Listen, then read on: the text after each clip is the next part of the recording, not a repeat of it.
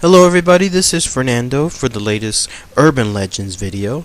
I'll be doing one more set of these in between the Cryptids and Monsters videos because doing the recent one associated with the Curse of Bodie, California, which if you haven't checked out, check it out, it's pretty interesting stuff. I was fascinated to see if there was any other objects out there that are cursed. Any other objects, any other locations, any other items, specimens, artifacts, anything like that that stood out as being cursed. And sure enough, I came across some pretty fascinating stuff to talk about here, so be on the lookout for some future urban legend videos associated with cursed objects.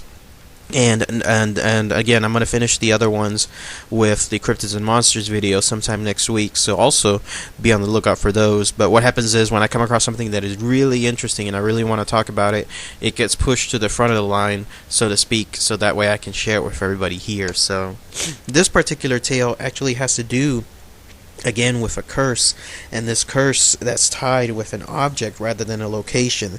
And if you've heard about the Crying Boy painting curse, then you'll know that there was a brief period, probably whenever the internet was first rising and everybody was starting to get access to it, that the Crying Boy painting curse kind of took over a life of its own, but then it died down on there.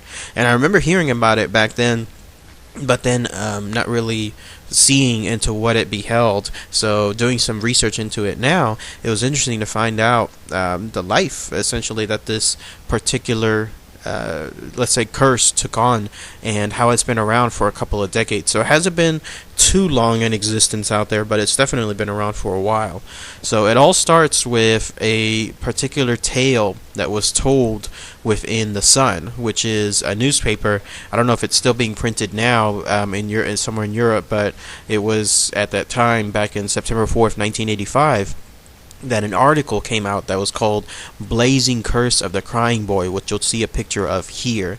And this all started actually because of one firefighter who told about a unique circumstance that he came across with regards to a house that just burned down and that they were doing an inspection on. By the way, this painting that you'll see within that article, it's not the only painting associated with this curse. I'll talk about this real briefly and then I'll highlight it further on there.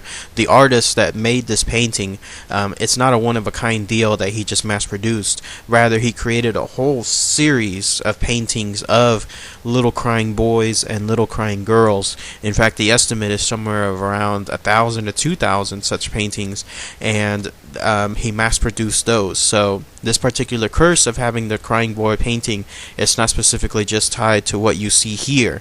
It could be a different variation of this painting with another boy, or it could even be with another girl, and it's still tied to that curse. So just I wanted to talk about that and touch upon that real briefly on there. So again, the British tabloid The Sun printed this particular article, and the date of it again was September 4th, 1985, and it had to do with an interview that they did with a Yorkshire Fire Brigade officer. And here's what he said that was really interesting to them.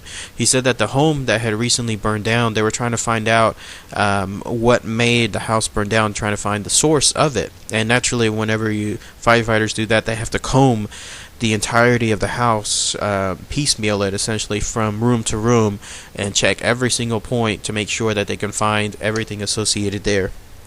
See what the source is. Well, he came across this painting here, and the unique circumstance surrounding it was that it was 100% completely undamaged. The rest of the house was in ruins. This painting was as is in pristine conditions. It was absolutely untouched, undamaged, and that freaked him out a little bit, and that's why he told The Sun this particular tale associated with it.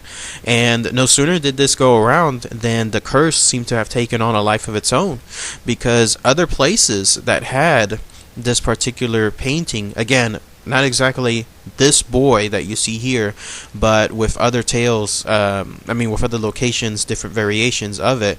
But over the next few months, The Sun and other tabloids, they ran articles where apparently house after house was experiencing fires by people who owned those paintings in them. And this all happened all at once. It didn't happen before that September 4th period, so it only happened once, I guess, The Sun released the curse, I guess you could call it, on there, and then that way the curse took on a life of its own. And again, I'm only saying this because of the timing associated with it. Who knows if people, again, it could be 100% coincidence with anything involving such things. It's like saying that somebody having a particular laser printer in their home and finding that it happened with 5 homes, that all of a sudden that type of laser printer is cursed. Or if someone has a particular, let's say, soft drink in their home, but it's a rarer kind, like let's say a certain diet kind, and it turns out that it affected 12 homes that had this particular soft drink, that all of a sudden that is cursed. Now, again, it's coincidence for a lot of parts, but it makes you kind of scratch your head and wonder why, why all of a sudden with this particular crying boy painting did this come about on there. But just as quickly as it started, the crying boy painting curse died off on its own. It kind of, I guess, became a victim of its own success, where once people started realizing that, hey, this particular painting or the variations associated with this painting were not good news, then people started to stop placing them within their homes. They started to stop buying them, the printings associated with it, and then that became that. There was actually a tale apparently where there was a resurgence, and this would have to have been in March 1992. There was a woman named Angela Worthington, and you'll see a picture of her here. She said that she was given a painting just like this of a crying boy, and you'll see that again it's a different variation of it from anything else you've seen so far. And she was given a painting of her by her aunt. She hung it in her home, and then the day after she hung it, the house suffered no less than 3 fires, not 1, not 2, but 3 different fires on there. And once that happened, then it looked like the crying boy painting phenomenon kind of took on a little bit of a resurgence, but then that was it. It kind of quickly died out afterward on there. So pretty interesting stuff. Now, where the crying boy paintings came from, it actually has to do with an artist. He goes by the name of Bruno Amadia, but his more professional name, what he used for painting purposes, was Giovanni Bragolin, which you'll see a picture of here. Again, that's a little weird. His real name, again, was Bruno Amadia, but he, I guess, decided that wasn't fancy enough, and so when it came to his particular paintings, he wanted to make sure that he had a exquisite name to represent, and so he called himself Giovanni Bragolin. And what's associated with him, and again, what's unique with him, is that this was his mantra, the crying boys and crying girls. What he would do is he would take children that he found, let's say at local daycare centers, local schools, and then he would sit them down and he would just paint them, and then he would add let's say the tears on them. I don't know if he actually made them cry, probably not on there, but he would make sure that they were at least giving an expression that looked sorrowful on this. And he did this again, rough estimates are about 1,000 to 2,000 times. In other words, with 1,000 up to 2,000 different boys and girls, different sets of paintings on there. And the reason that this was explained on how he found these boys and girls was because the tale associated with the crying boy painting, kind of like the origins of it, kind of took on urban legend of its own. There were tales that the boy with this painting was a boy who had run away from his home because his home had burned down, and his mom and his dad had burned down with it. And so some painter from Madrid, not this painter, not the Giovanni Bragolin, but some painter had found him and had seen how sorrowful and how regretful the boy looked, and so he decided, I must instantly paint him. And then once he did so, a priest happened to walk by, and the priest immediately knew that something was wrong with the circumstance and said, if you paint this boy, if you bring this boy in, let's say as a refuge, then you will be cursed, and anyone would be cursed on there. It's weird. Like, in other words, that particular tale associated with how the crying boy painting came about took on a weird urban legend, full status of its own.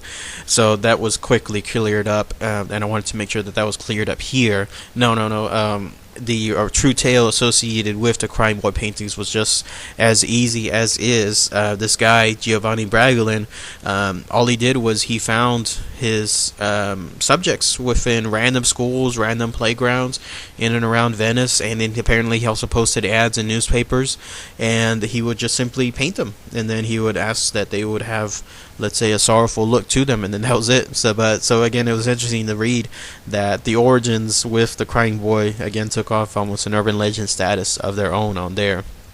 So again, the thing with the painter is I don't know if he ever actually got into the curse associated with his paintings, because there was no mention on there. I tried to see if there was, if maybe he was happy about it, if maybe he was, let's say, angry about it on there, but he never really, from my understanding, talked about it on there.